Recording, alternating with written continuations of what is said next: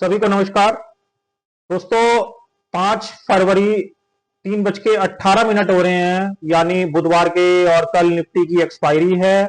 और दिल्ली के अंदर वोटिंग हो रही है आज 5 फरवरी को। और इनकी जो काउंटिंग के जो रुझान है वो कल और परसों से फ्लैश होने लगेंगे, जिसका सीधा सीधा इंपैक्ट बाजार के ऊपर पड़ेगा, क्योंकि बहुत बड़ा एक चुनावी इलेक्शन है, जिसके अंदर बाजार को एक बहुत बड़ी चाल की उम्मीद है। जिसके अंदर आप देख रहे हैं निफ्टी पहले से ही यहां पे तेजी के ट्रेंड में कन्वर्ट हो चुका है और 23,700 के आसपास यहां पे चल रहा है। आप यहां पे देख रहे हैं निफ्टी का, कल मैंने आपको एक लेवल बताया था 23,825। 23,825 के ऊपर यदि होल्ड करेगा सस्टेन बेसिस पे, तभी ये अपना जो नेक्स्ट प्राव है वो 24,250 तक इसको लेके यहां पे जाएगा। बट जैसे ही बाजार में आज मॉर्निंग में ओपन हुआ, आप यहां पे देखेंगे तो 9:15 की पहली कैंडल, ये 9:15 की 15 मिनट की पहली कैंडल है, आप यहां पे देख रहे हैं, जिसके अंदर निफ्टी ने अपना जो हाई लगाया वो लगाया 23,806।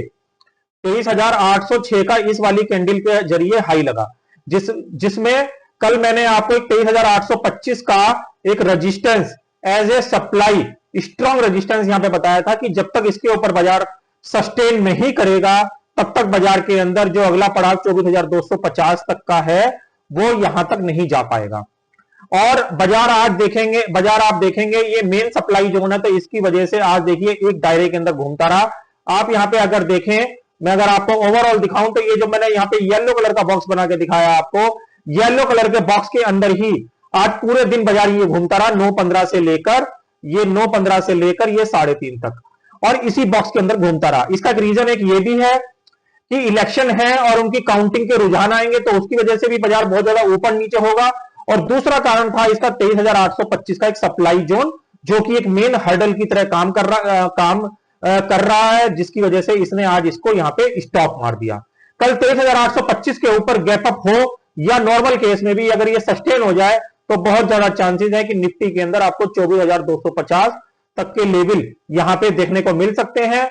निफ्टी का अगर ओवरऑल ट्रेंड की बात करूं डेली चार्ट के हिसाब से, तो डेली चार्ट के हिसाब से निफ्टी का जो प्राइस एक्शन है वो बिल्कुल बुल साइड ही है, जब तक वो अपने कोई लास्ट स्विंग को ब्रेक ना कर दे।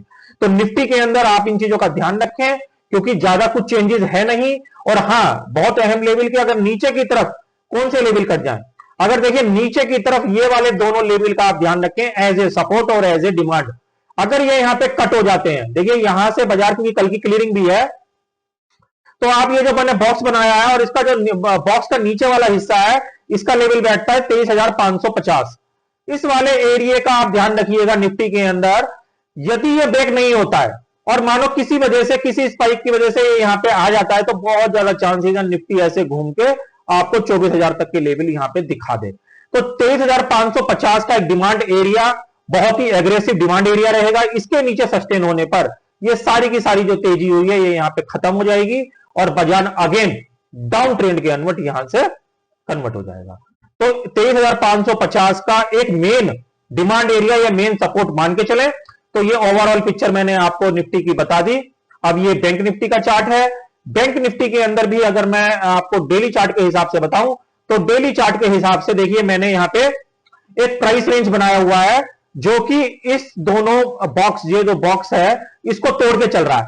तो इन दोनों बॉक्स की जो रेंज आ रही है वो कितनी पॉइंट आ रही है, 1800 पॉइंट की। वो कहां दिख रही है, वो यहां पे दिख रही है, ये देखिए यहां पे दिख रही है 1800 पॉइंट की, ये दिख रही है।